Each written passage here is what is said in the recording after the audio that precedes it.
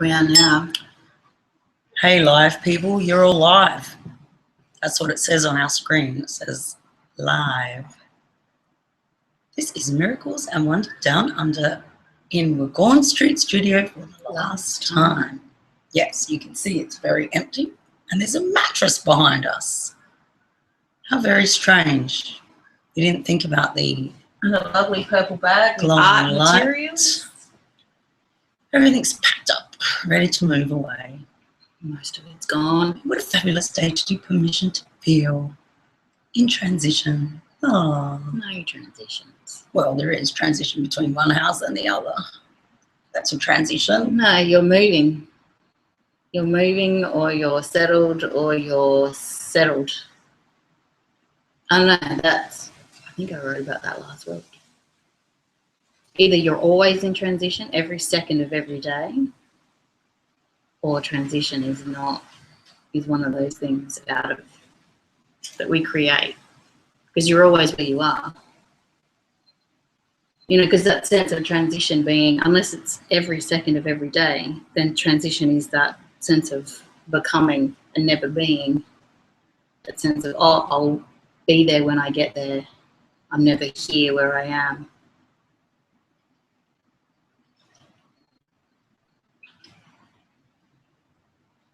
But it is true that it is always changing.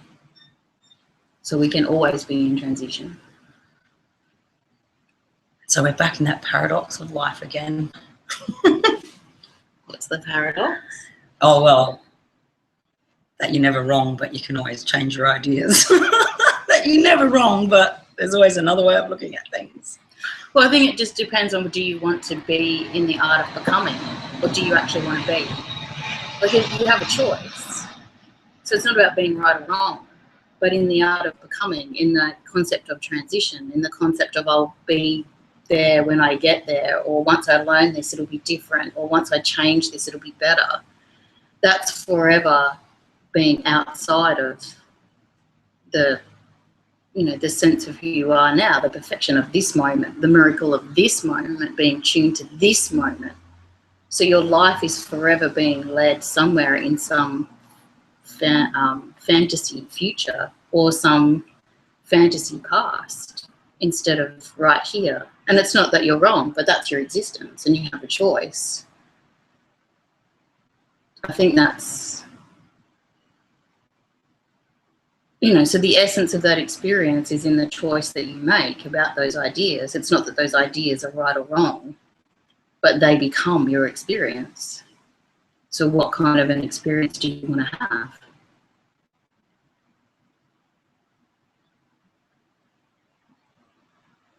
You know, rather than seeing it as passing the test or, you know, living I'm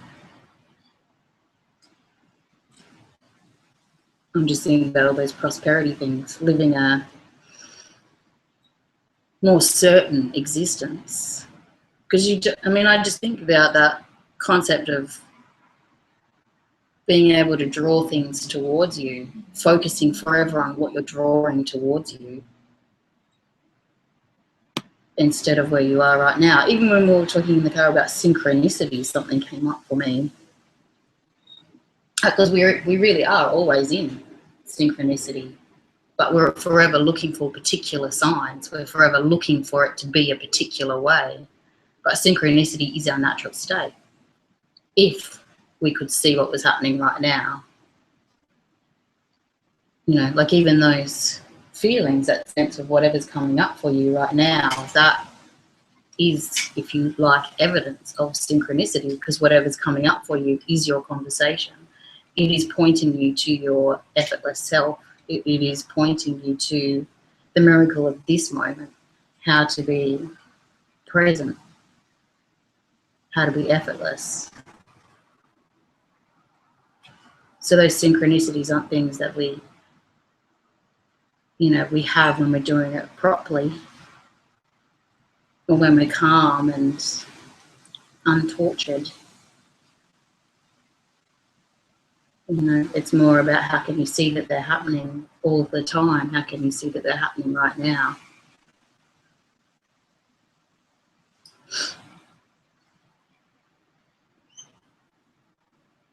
You know, so rather than being in transition, even if you are in the middle of moving a house or changing to a new job or just about to have a baby or whatever it is that feels like it'll be different in 2 days or 2 weeks, how can you see the synchronicity right now?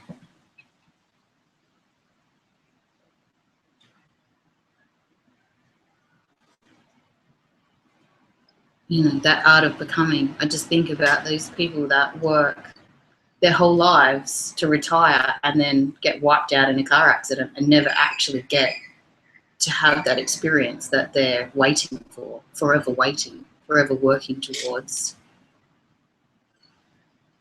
You know, your life is not in the things that you're setting up for later. Your life is in this moment. How can you have this moment as your existence?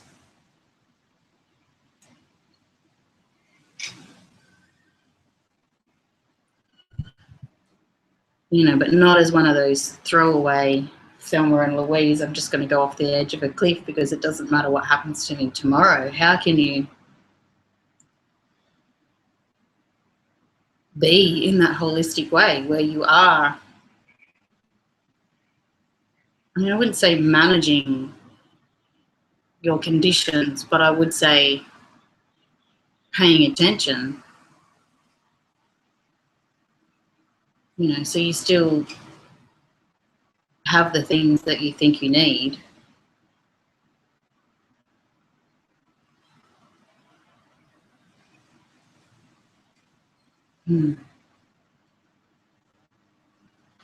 But you just make peace with the things that you don't. You know, but it's not that you don't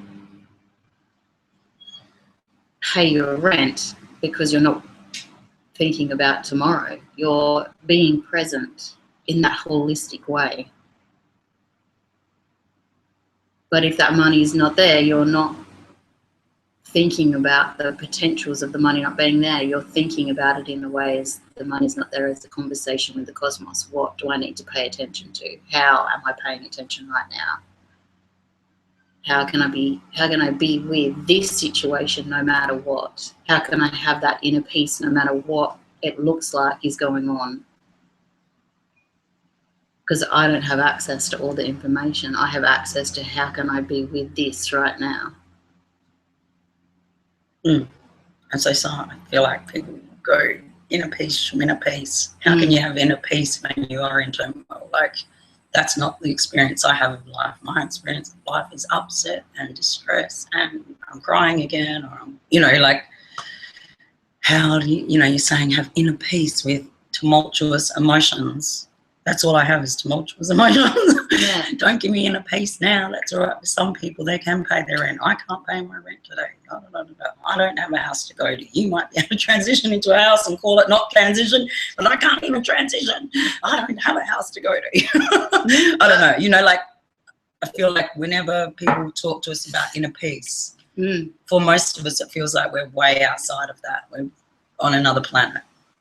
But I've had all of those things. I was homeless for almost a decade. Like, it didn't make any difference to how I felt. It didn't make any difference to how I saw the world.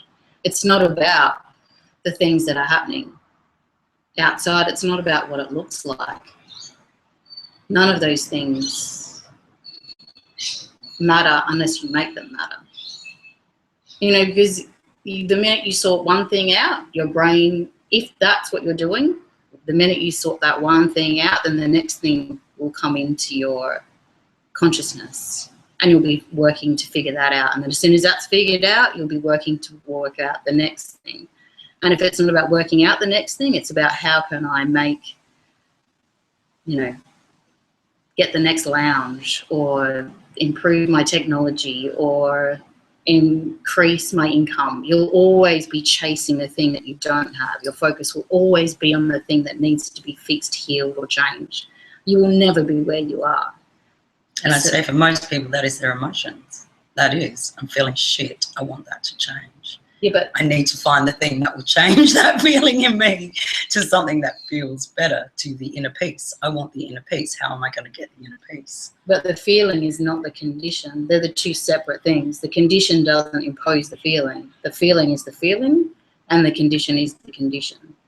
You know, like you walk into a field and you have three people walk into a field. One's a botanist, one's a surveyor, and one's a builder. They're going to see three different things. They're in the same field, but they're going to have three different experiences. So it's not about the conditions on the outside, but if you're talking about how do you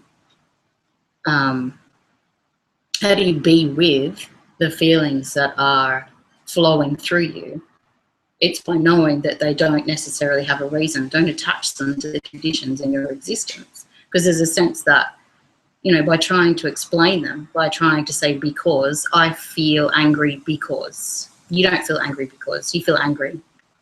If you can be with, I feel angry, not make it about other people, not make it about the circumstances in your existence, then it will flow and you will understand it as a conversation as an insightful conversation. And that anger will be allowed to flow through you, and whatever happens. Like there's a sense that by attaching it to something and fighting it and trying to make it bad or trying to make it go away, that's where all that distress comes in. But there's a sense that if it's flowing and you don't try and explain it, you just allow it to have its wisdom, you know, and you listen to what needs to happen in order to be with. You know, like there's, you know, there's always a sense of how to be with. So if anger is flowing, because it's never stuck and it doesn't attack you, it just flows just like everything else. Everything is always flowing. So if anger is flowing, there is a sense of, okay, what is the wisdom of being with? It might be go outside. It might be sing particular songs. It might be stomp up and down the hallway. It might be... And that's all very well if anger is flowing, but anger is eating me away. I think for most people, they would have a sense that their feelings are not something that they have a choice over. Their feelings are something that is... I didn't say you have a choice. No, but I'm just saying, it feels like for most people, when they try and address their feelings, when they try and engage their feelings, when they try and act on their feelings or get a different take on them, they feel like they're imposed upon them. They feel like there is no space between walking into the field and being the whatever and having your experience of it and the feeling that comes up. They feel like the feeling is imposed, is the only word that comes into my head. But like cause and effect. Yeah, like I've walked into the field, there's lava, it's hot, I'm going to be angry. I don't know, you know, like whatever the thing is, the stimulus is. You know, I'm in my community and someone's acting like this, that makes me mad. They are the cause of my anger. Their action has triggered that upset.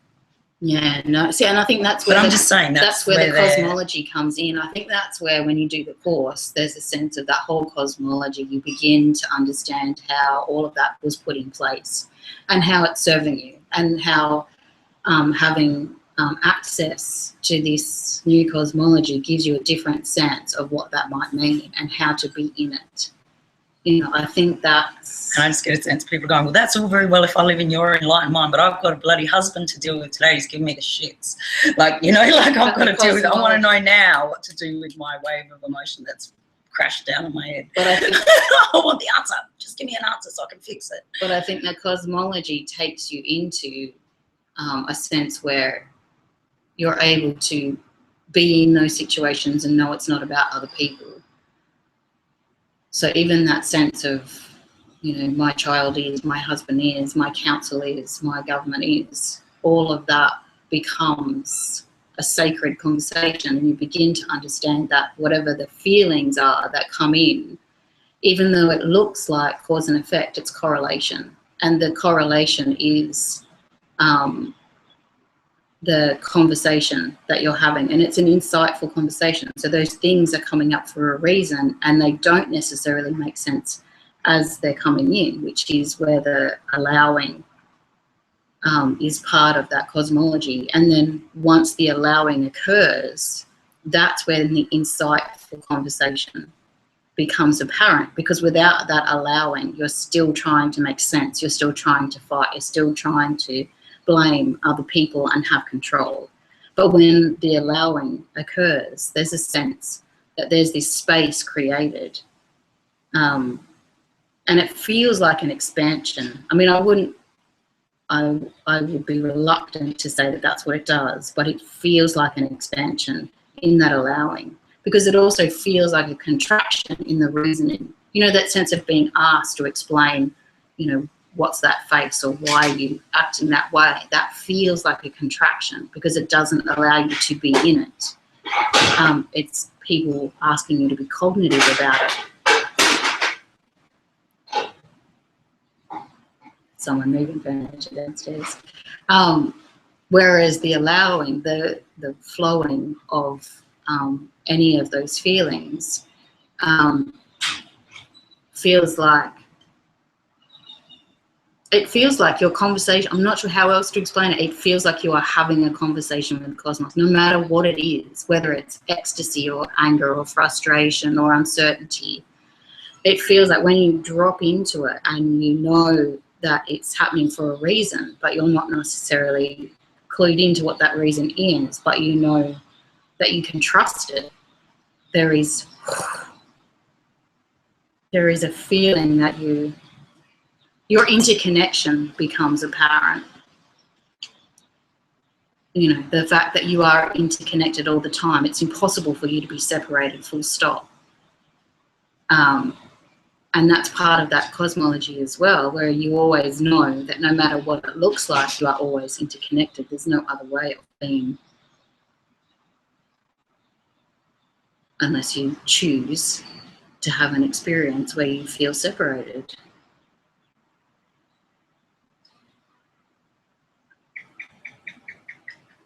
But it comes with that, you can't have the experience as a trick. It's not a meditation. It's not a mantra. It's not an affirmation. It's not something that you can drink in a potion. It's something that you have to be immersed in. It's something that has to become your entire explanation. And you have to choose it. It's not like someone is going to say this is medicine, because the concept of pathology is outside of this experience. So it really has to be a choice.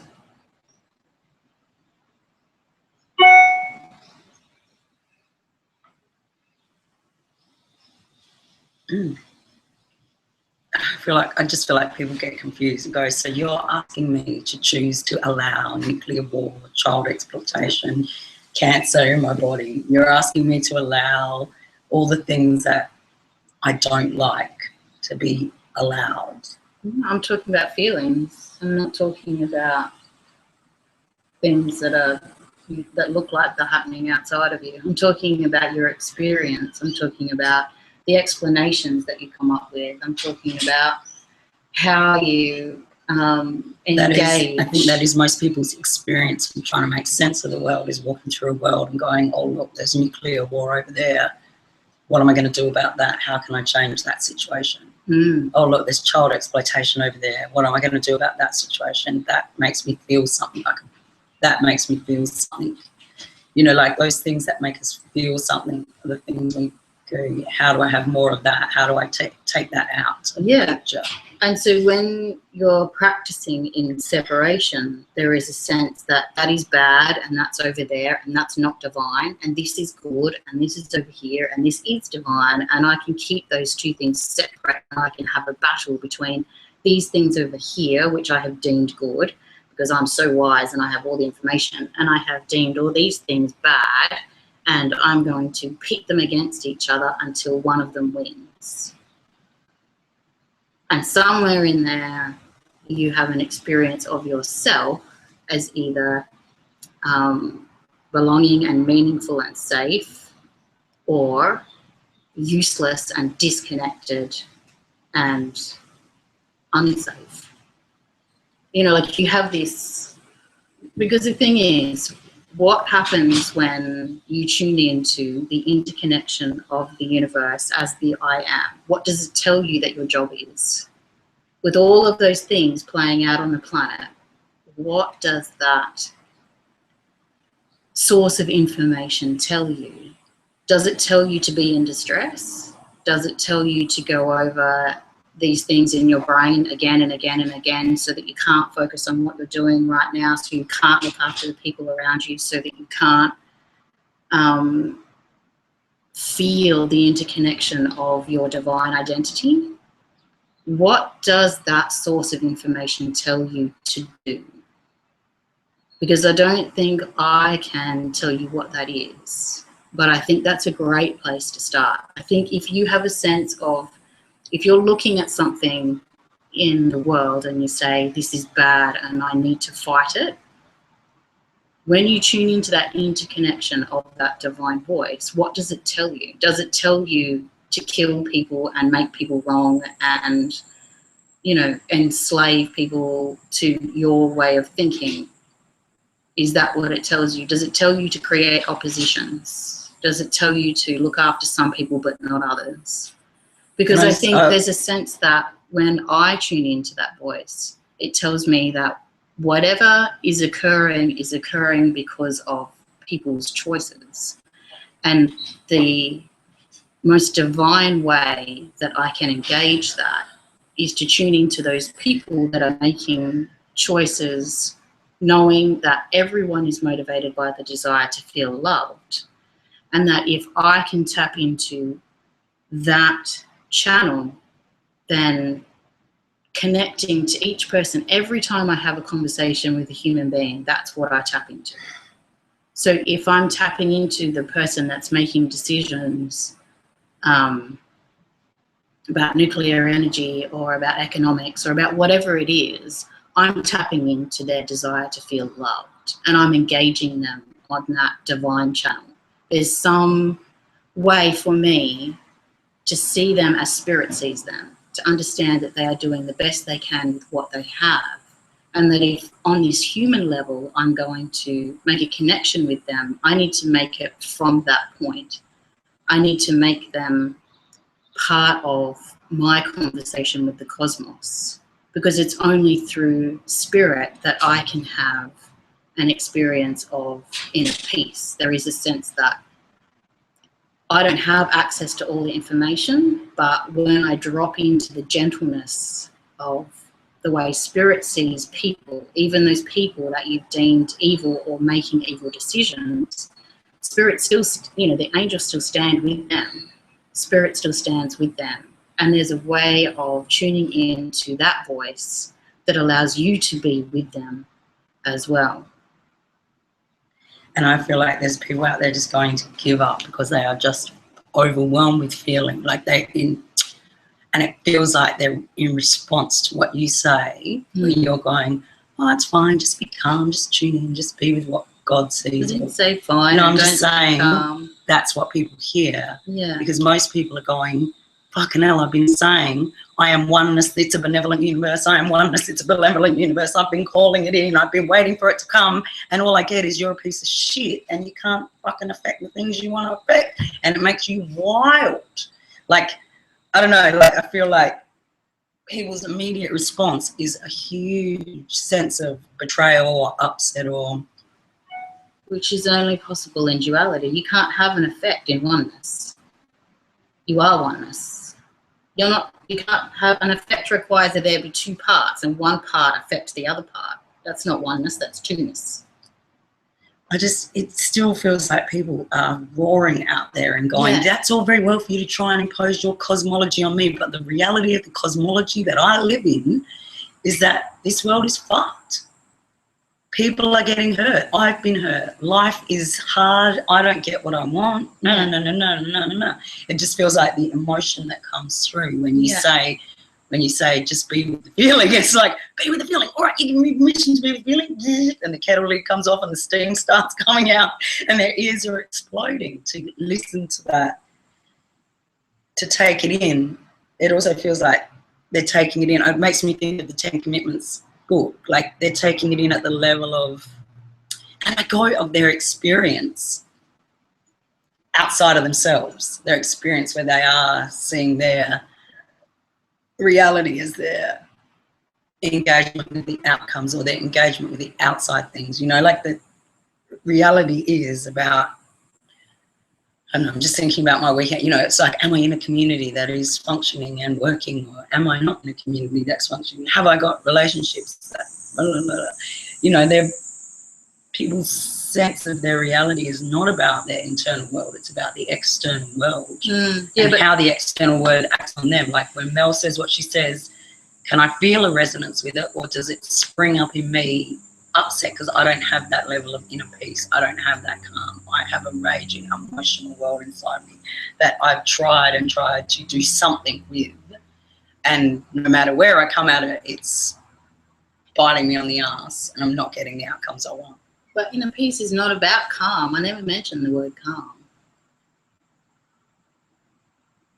You know, like there's no sense of it being about quelling the storm. It's about knowing that the storm is happening for a reason. You know, but so we can all go to hell in a handbasket. It still comes back to choice. I mean, you can, it's not like anyone is saying you have to have this. It's not like anyone is saying this is essential or you won't get the prize or be good or whatever it is that you think is going to happen. Like this, none of this is going to be about achievement. None of this is going to be about hierarchy. None of this is going to be about being part of the cool game or whatever it is, you know, the high rollers. You know, like none of this is ever going to be about that stuff. This is going to be about your personal choice. And that feels like then people go, yeah, well, that's great, isn't it? I've made the wrong fucking choice again and I've got the wrong fucking outcomes and I feel like shit. So for a lot of people, they're back into that new age thing of going, you know, I did the wrong thing, so I got the wrong outcome, so bad luck for me. I don't know. That's the feeling I get about it, is that people, there's something about our spiritual hierarchy or our, all this, you know, it's like you're not being a good person, so you won't get the glory of God. You're not doing the right choice, so you don't get the calm outcome. You don't. Yeah, but if you want to have a different understanding of that, then you can come play in this, because that's what this is about. This is about having a different understanding of where you have been, where you are, and where you think you're going.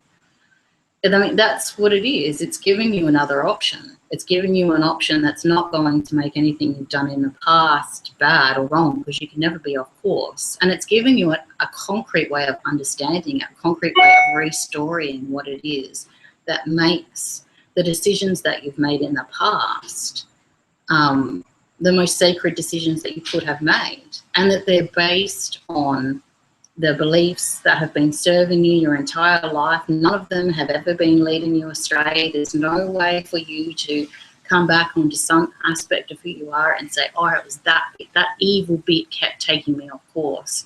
Like all of the things that we will take you through will make sure that all of your aspects have been doing their job, and you can understand them and have a new relationship with them if you choose, if there is a sense that you would like to have a different perspective. I mean, it's like you have a house and there are 10 rooms. If your aspects are in particular rooms and they don't feel effortless, you can ask them where they would like to be in the house. But it's not that they've been in the wrong rooms. It's just that they had that experience for a reason.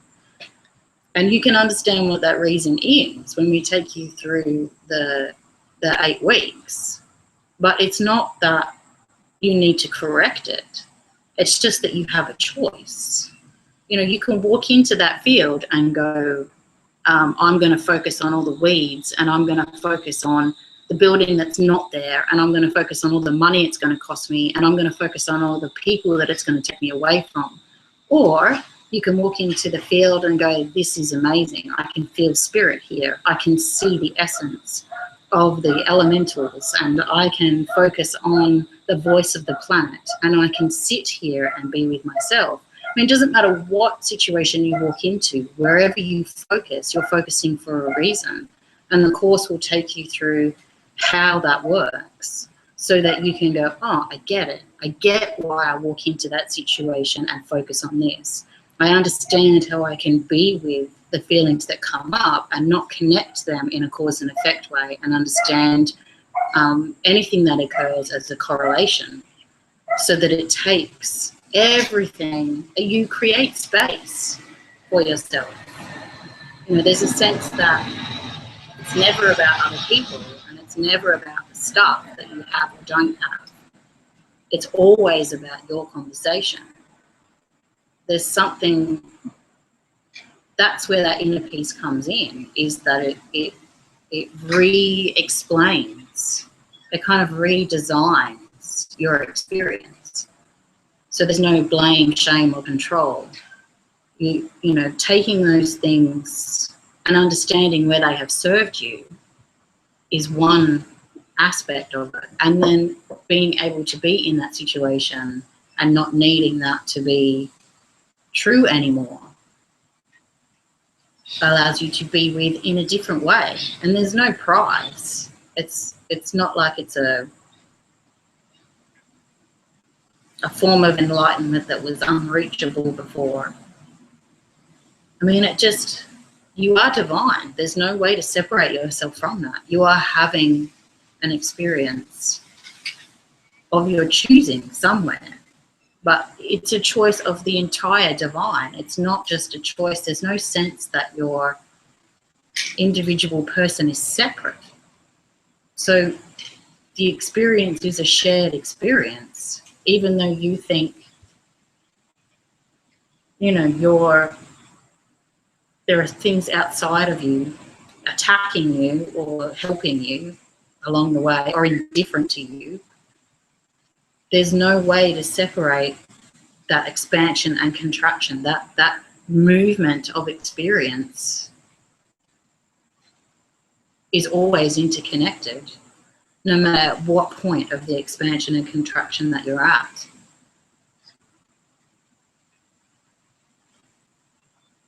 Well, I'm just thinking also about, I mean, I don't think we'll get into this in the course, but there's also the sense of soul. You know, I was talking to a channel the other day, and we were having a conversation about a portal that's open and people that are leaving the planet at the moment. And I said, it's not, you know, I got information instantly. I said, they're not leaving the planet. I said, they're leaving the bodies that they're in and going to the other bodies that they're connected to, because your soul is connected to more than one body. So some of us are, you know, deciding to be on the planet in a new way that way. And some of us are deciding to be on the planet in a new way by changing our sense of how we explain things. So there's no difference between, you know, that sense of how we choose to experience things, whether we leave one body or, you know, change our ideas about something. It's the same thing. It's the same way of welcoming a new experience. And the only person it's going to make a difference to is you. And if all of the yous had an experience, then we would all have an experience of that. But it's not necessary. It's not like it has to be contagious. You don't have to fix anybody else. I mean, you can be with the situation. If you're there and something is occurring in front of you, you're there for a reason. It's not that you cut yourself off by saying, oh, that's it, you know, it's just because it's in my field of vision, blah, blah, blah. You have an intuitive sense of the things that you are meant to be part of. And if something is occurring, then it's happening for a reason. And it's about being with. Inner peace is about being with in whatever way comes up. It's not about being in control. I think that's the, you know, there was some, I don't know, was it a text, a Facebook post that you got? Oh, you showed me, you wanted me to read about some woman that was raging about some, I don't know, or some group, some spiritual It's just group. a Facebook post about oneness movement and saying, if you're going to tell me one more time to clean up my upsets so that I can be in oneness and be all calm and peaceful and loving, Yeah.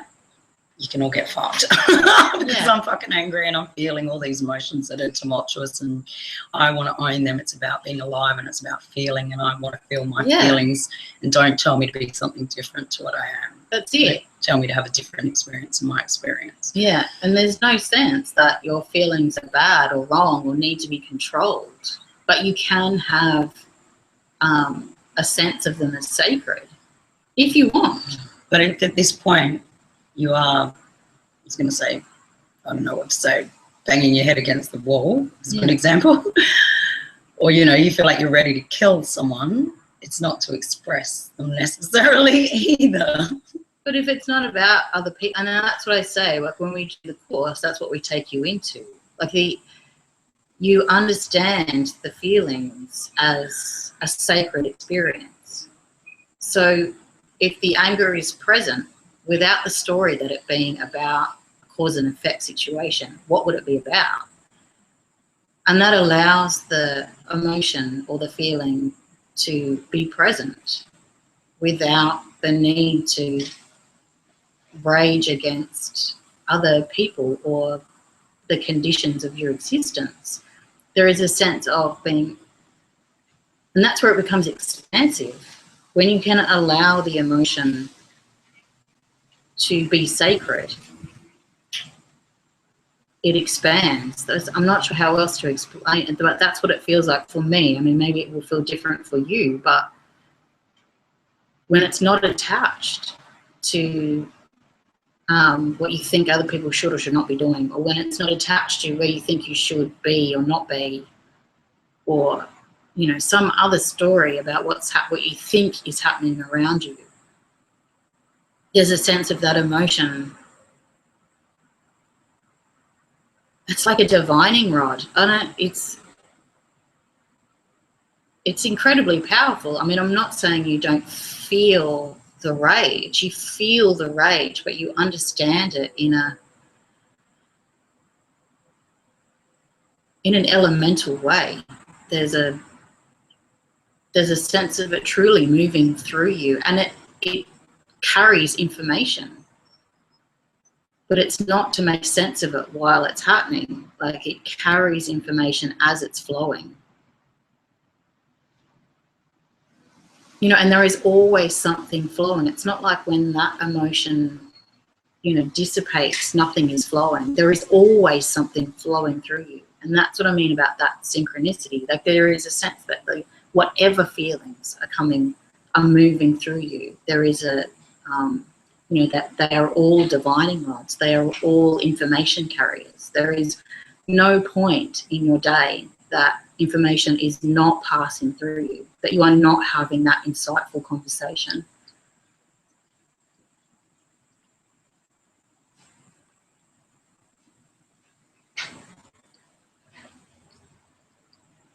And I guess the you know, the cosmology that comes with the course is the sense that they don't define you, and that's where the, you know, the depression and the anger can often be something that we want to fix or tone down, because the I statements come out with those feelings. But if we can, with the cosmology, we understand that whatever is passing through is passing through.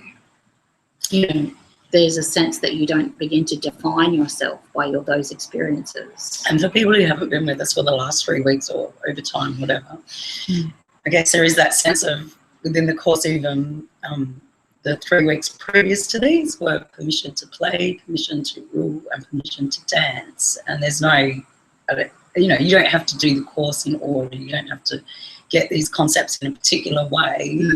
There, and you don't have to get anything. Like, you're having your experience and it will be perfect for you. Though I think it is good to reiterate now that, you know, even us sitting here today talking about feelings in such a heady kind of way, you know, you may be feeling like, oh, it's all going around, like, how do I make sense of this philosophy? How do I take this cosmology on board? How do I, be a better person and manage my feelings in a better way, and you know, like it gets caught in the loop of your mindsets or whatever you want to call them, your biases and all the rest of it. There is that sense of permission to play, permission to dance. Let yourself, you know, if you are caught in the anger, paint it, dance it. You know, like if you feel like the anger, you can't read it, you can't get the message from it, you can't get a different take on it to the loop that you always find yourself in, and you are banging your head against the wall, express it to yourself somehow differently so that you can get a different take on it, so that you can, yeah, have a new experience of it for yourself. Because we're not there to ask you the questions, so you can see it in a different way. And quite often we are in the loop of our own knowing. I don't know, but there's something in that loop for you as well. Like, in as much as I say, change it if you want, if it feels like you're in overwhelm and you can't get a grip on what's there for you to gain access to, do something different with it. Yeah, I don't. It's not about dance. Seeing it as a. Yeah, see that concept of it being a delivery system is not being with. It's waiting for the information. It's another becoming game. You know, it's just that is a truth that allows you to be with, is to know that it is a deliverer of information. It's not to decode it. It's not to try and figure it out, because you can't be with and try and figure it out at the same time. The focus is to be with, you know, and if that feels, if there's agitation when you're being with, then there's agitation. Be with the agitation. You know, it's not to go, oh, I need to be with it, you know, a particular way. And that's what I was saying. If there's anger, it will tell you what it wants. It will tell you to walk up and down the hallway. It will tell you to go and be in the ocean. It will tell you to paint. It will tell you to sing. It will tell you to do what you need to do to be with. But if it's telling you to smash your head against the wall in frustration, or it's telling you to shoot your partner, I don't know. Like, it feels like people feel like that's what their upset is telling them, to push the nuclear button. I don't know, like, when people are in that distress around not being worthy or not being... But then it's about other people. The universe isn't benevolent. Then it's about other things. It's not being with. Being with is not about attacking other people. You will never attack another person if you're being with. There's no... Being with is always knowing that you're being with. There's just that sense of people feel like it's not a benevolent universe, and they've tried everything to change situations that are driving them mad. Yeah, because nothing has changed that situation. That's because they're in the becoming. They're in the duality. They're in the, which, you know, is serving you somehow. Can you talk a bit more about that? How being in the duality can serve you. What does that mean for people? Like, how can people get a take on that? Well, it's not in it. When they're in it, there's a sense that it's not a bumper sticker philosophy. I can't tell you in 3 sentences. You need to do work with us in order to understand how it all fits together. I mean, even the sense that we've got weeks in a particular order, you know, that was incredibly difficult to do, because none of it is separate. None of it is, it's discrete, isolated island of information. All of the information is part of a cosmology, which means that it's about everything that occurs. It's the explanation for everything that you experience. It's the explanation for all of your experiences and why you do them and where they came from, and how they're maintained, and how you plan for the future, and how you understand your relationships, past, present, and future. And there's a sense that it's so interconnected.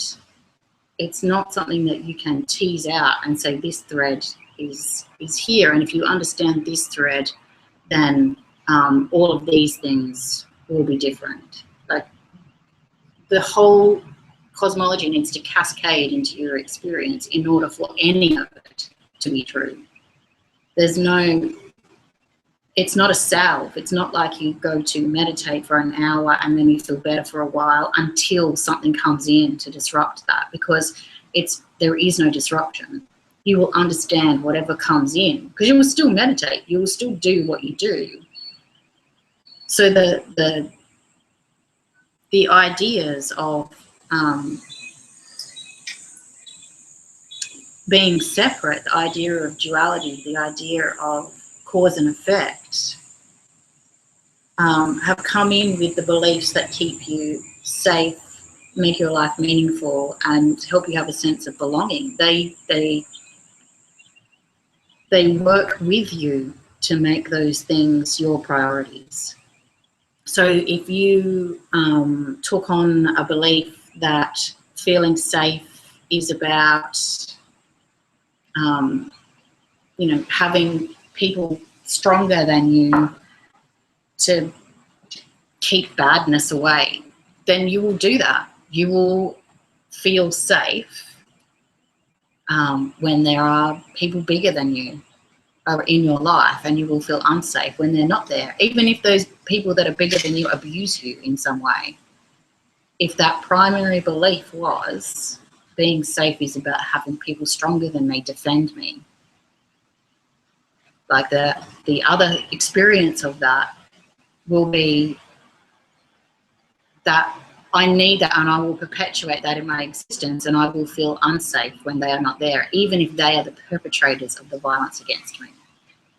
So there is a sense that those beliefs, the safety, belonging and meaningfulness, are always working for us, even though they're putting us into situations that threaten our physical safety.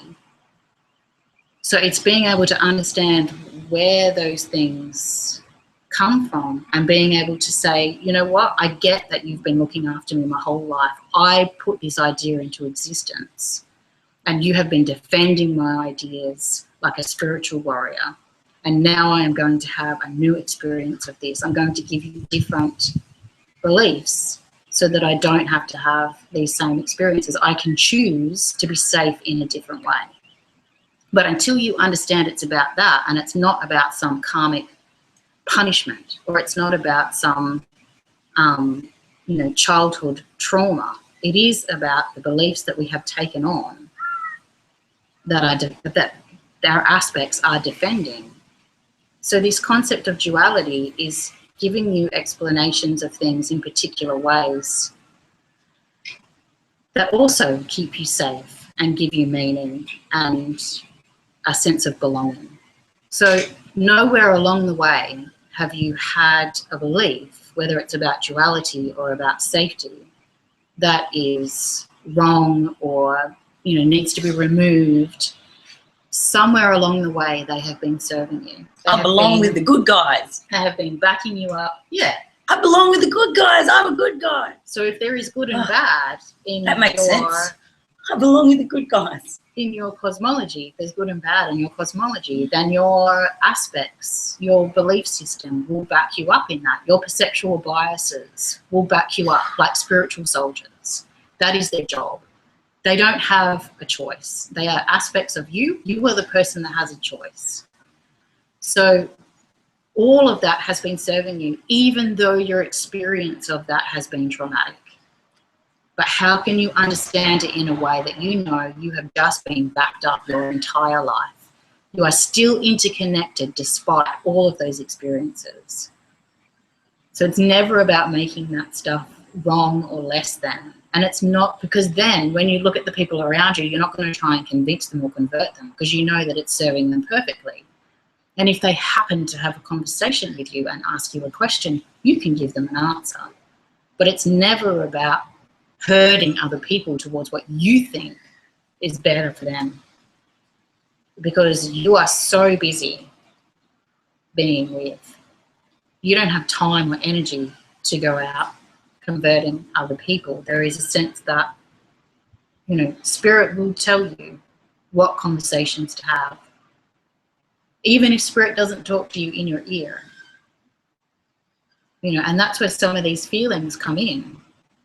These feelings are spirit speaking with you about what needs to be in your attention. So, well, I call it the loudest point.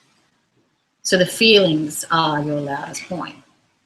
And if sometimes pain and anger is about making noise, maybe spirit is saying you need to make noise. There's a sense inside your body that needs vibration.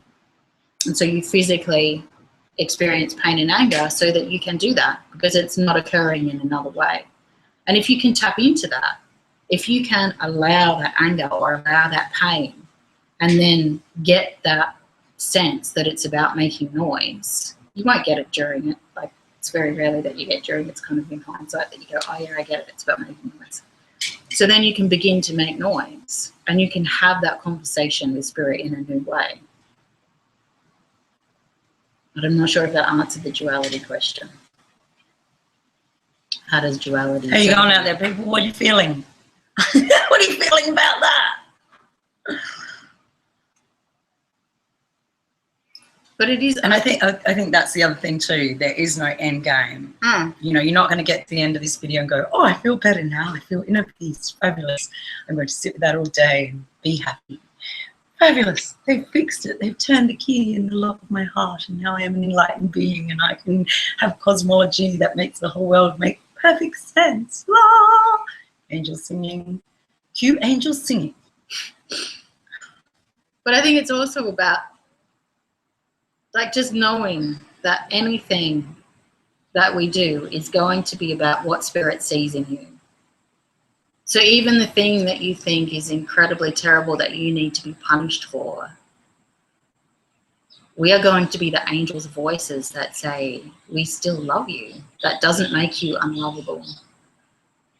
There's something about this work that is very much about what spirit sees, which is where that non-judgment comes in, which is why we will never make you wrong.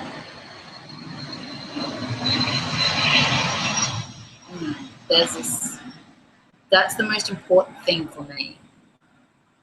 You know, we can talk about all of the other stuff that's come out of our conversations about how to communicate these ideas, are just about how to put them in a longer conversation.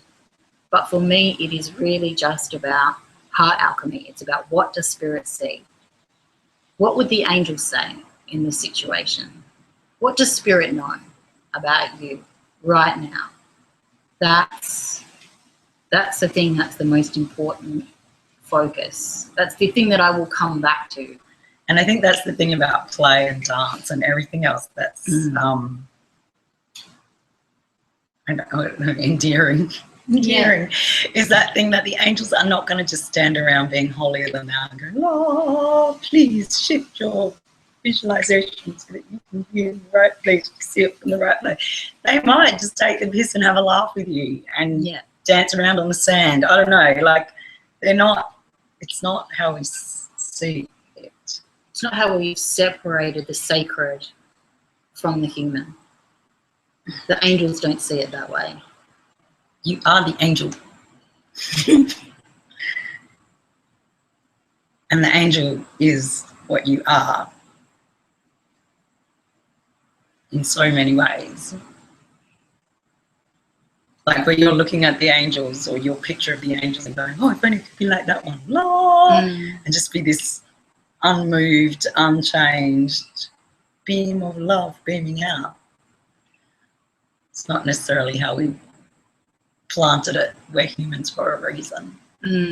We get to be all these shades of grey, as they say. All these shades of grey, all these emotions and all these feelings are totally...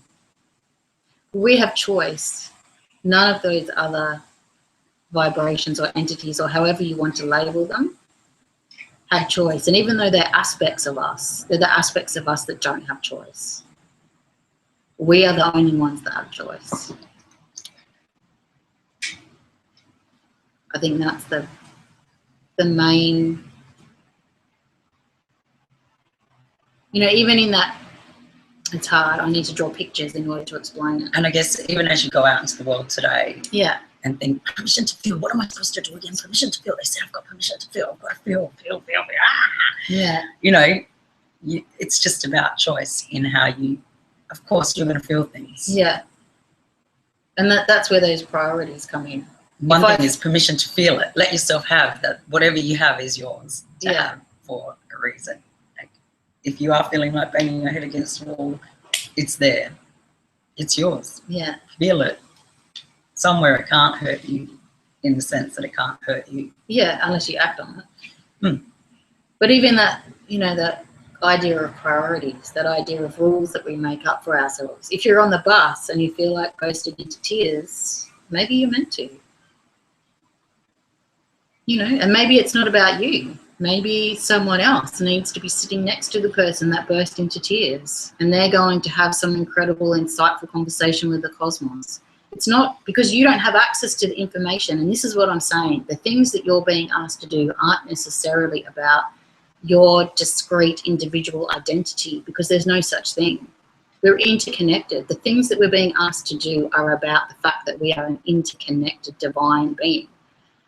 So if you're being asked to feel, it's not about what messages you're going to get for you to make you wiser, richer, better, holier. It's about the point of existence that you have in this form, which kind of frees you out a bit.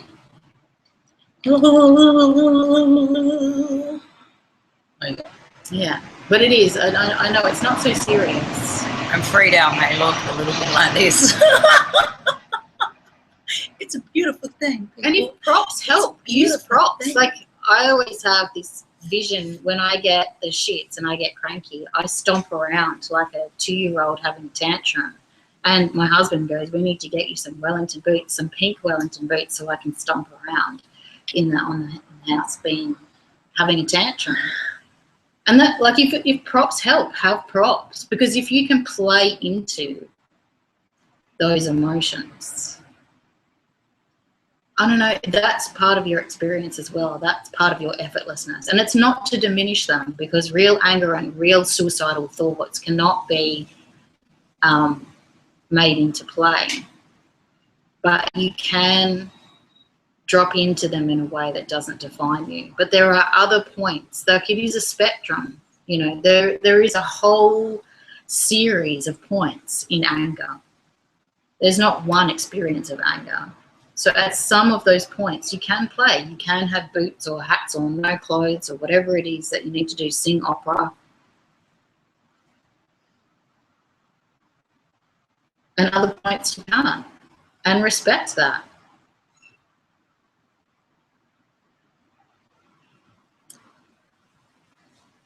Fabulous. See you around somewhere. And just breathe. Breathe. Oh, you can't help that, really. That's the beautiful thing about life. Be conscious of your breathing. If ever you get into, I mean, even in pain, it is to breathe.